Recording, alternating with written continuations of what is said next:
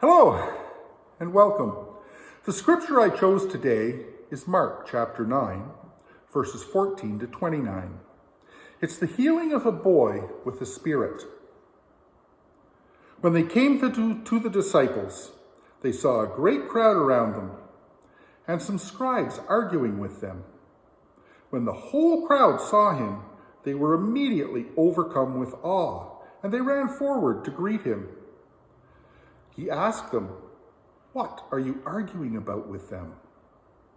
Someone from the crowd answered him, "Teacher, I brought you my son. He has a spirit that makes him unable to speak. And whenever it seizes him, it dashes him down, and he foams and grinds his teeth and becomes rigid. And I asked your disciples to cast it out, but they could not do so." He answered them, "You faithless generation, how much longer must I be among you? How much longer must I put up with you?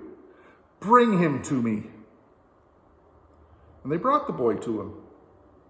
When the spirit saw him, immediately it convulsed the boy, and he fell on the ground and rolled about, foaming at the mouth.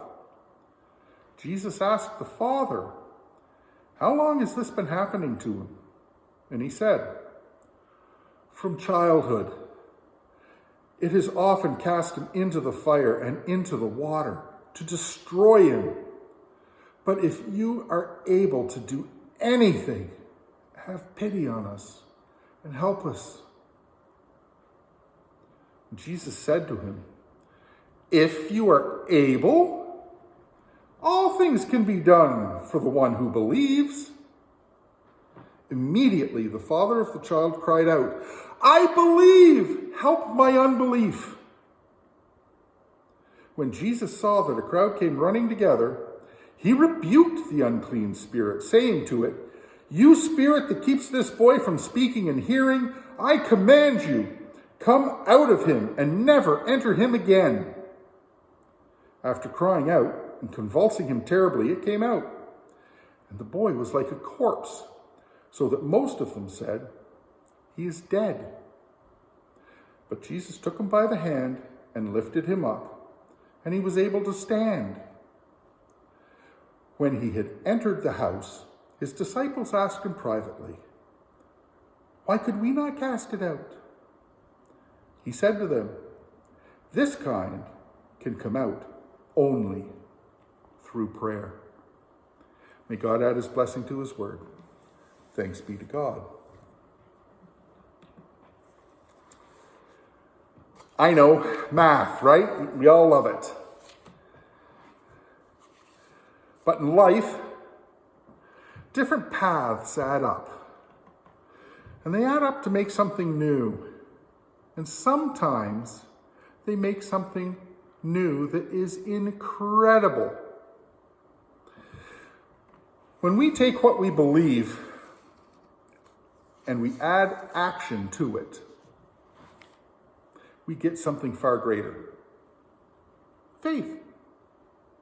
This passage speaks to faith in these terms.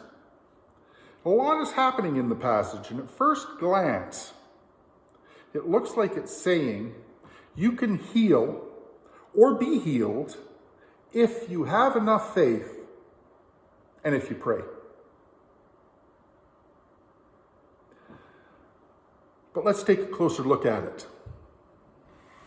It's really letting everyone know more about faith. This passage has three different movements to it. Jesus walks into an argument between his disciples and a crowd after a man brings his son to be healed. He has an interaction with the man and heals the boy. And finally, Jesus speaks with his disciples. These three sections together speak to having faith. Now, a little bit of background. Jesus had just gone up the mountain with Peter, James, and John. And this is where the transfiguration happened.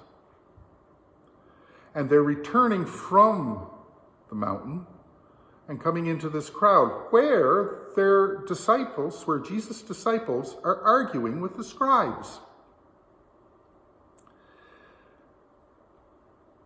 Now, as I said, Jesus had just experienced the transfiguration, where it tells us in Mark chapter 9, verse 3, his clothes became dazzling white.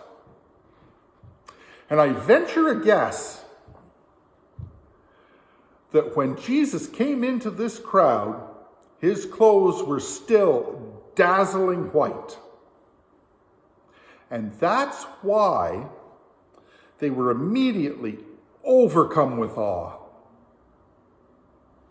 It would make people take notice. It would make me take notice. If you walk up to a group of your friends and they're arguing with some other people, wouldn't you want to know what they're arguing about? Jesus wanted to know what the disciples were arguing about and who they were arguing with. So he asked. And if somebody is arguing with religious leaders,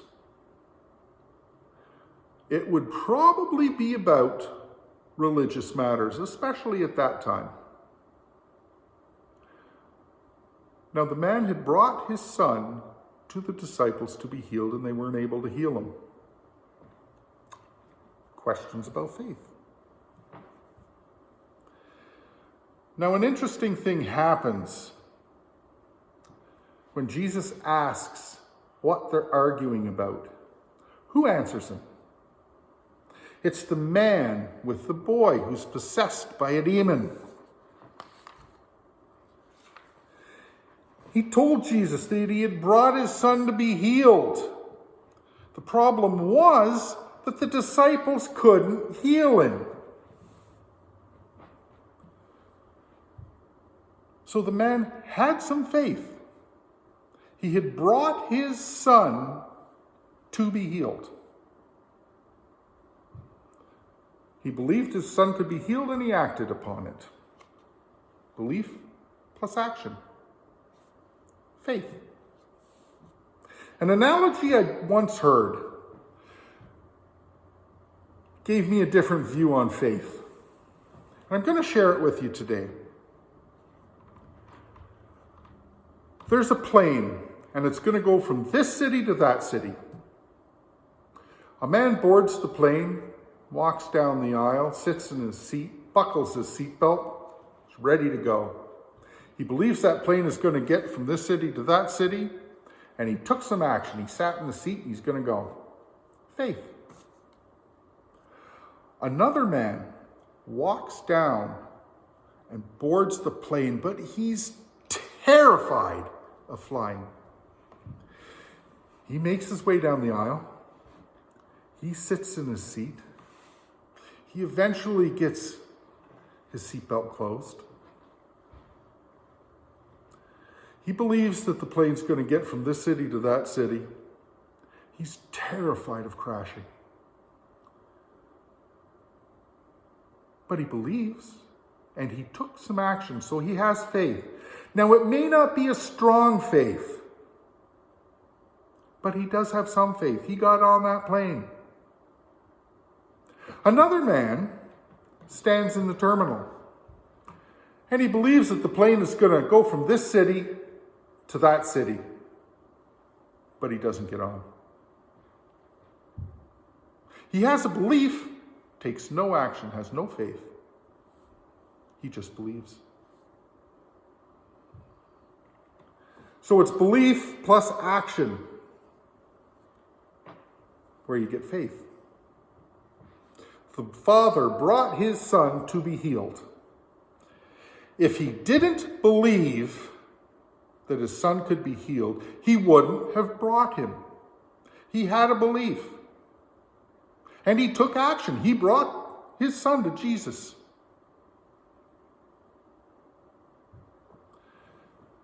So the disciples tried to heal the boy, and they couldn't heal him. And Jesus speaks with the Father. And the Father explains to Jesus what happens when his son is bothered by the Spirit. And he says, it seizes him. It dashes him down. He foams and grinds his teeth and becomes rigid.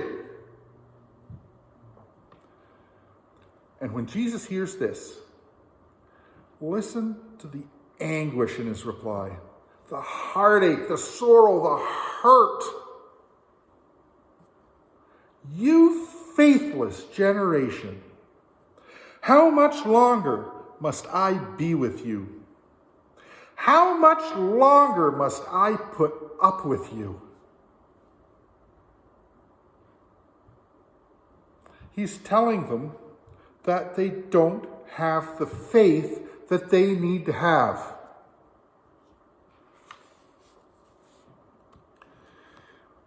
Here's the next step. I want you to close your eyes for this one. I want you to imagine somebody going through what I'm going to describe to you. Jesus has the boy brought to him. And when the Spirit sees Jesus, it convulsed the boy, and he fell to the ground, and he rolled about, foaming at the mouth. Everything that the Father had said. This time, the Father says, it has often cast him into the fire and into the water to destroy him. Imagine someone that you love being seized, thrown around, foaming at the mouth, and becoming rigid, thrown into a fire, thrown into the water. Not just to kill them, but to destroy them. You can open your eyes now. I don't want you to fall apart in the next section.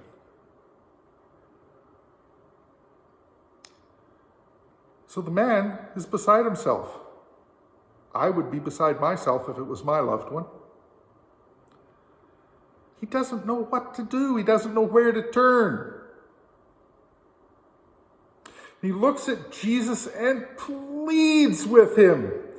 If you are able to do anything, have pity on us and help us.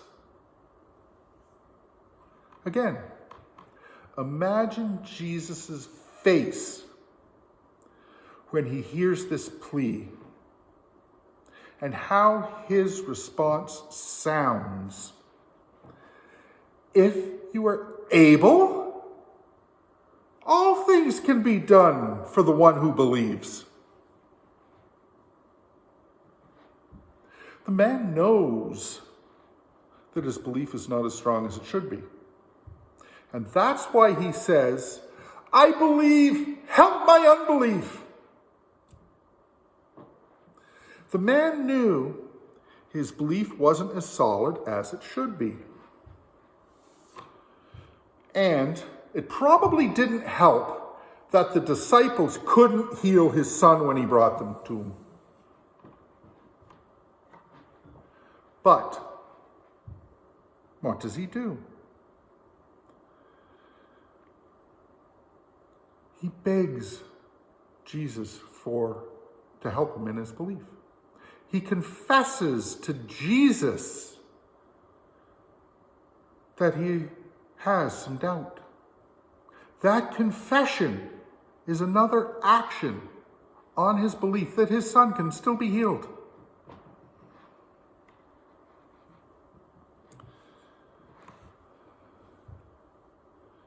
He humbles himself before Jesus and asks for help. And after all of this happens, Jesus heals the boy. And the Spirit leaves, and the boy's lying there. He looks dead. Jesus reaches out his hand, takes the boy's hand, helps him to his feet, and the boy stands there.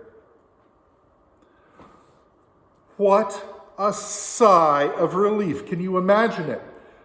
Everybody sees this and it's like, oh, it's done. He's healed. When the disciples get Jesus alone, that's when they ask him, why couldn't we heal him? Jesus answers them with one line, one simple response. This kind can come out only through prayer. And this is where people get in trouble. They look at this one line in isolation and go, okay, well, they can be healed by prayer, only by prayer. There's more to it. As we're learning. When I read this passage, I see the importance of that last statement. Prayer. You must have prayer with your faith. It's an action on your belief that strengthens your faith. Prayer is key. You can't do it without faith. You can't do it without prayer. Jesus is telling the disciples that prayer connects them to God. Even more important, prayer connects them to God's power. He's omnipotent. Prayer is so important. And we need faith. At first, Jesus called the disciples faithless when they couldn't heal the boy. The Father brought his Son to be healed. There's the action. But the Father had questionable belief. And Jesus asked him to believe. And the man asked for help in his unbelief. Lots of action. He confessed to Jesus that he could believe more. He still had some doubt. And he took more action through his confession, asking for help. And Jesus helped the boy, and they saw, and they believed. Jesus told the disciples the same thing, to put action with their belief. This kind can come out only through prayer. Prayer is the action. They needed to add that to their belief. Then, faith. The almighty power of God is there waiting for us. Jesus provided that link, the conduit that connects us with God. Prayer is only one action that we can take to show our faith. The Father brought his Son, acting on his belief. He believed his Son would be healed. We can open the channel through Jesus to God's power to work with us and through action. If it's for God's glory. It's all for God's glory, and that part cannot be forgotten. And that's where prayer comes in. If we want this to be to God's glory, God has to be God's will. We can't do it because we want it. We can't do it because the person who needs to be healed wants it. That's to their glory, or that's to your glory. It's got to be to God's glory. So what does this mean for us? We want to grow our faith, become stronger, deeper rooted in our faith. We have two ways of doing this. We can increase our belief, or we can increase our action. Even better, we could increase both our belief and our action. for faith. We have belief, action, faith. The three go together. You can't separate them. Belief plus action equals faith. Thank you. Have yourselves a good day.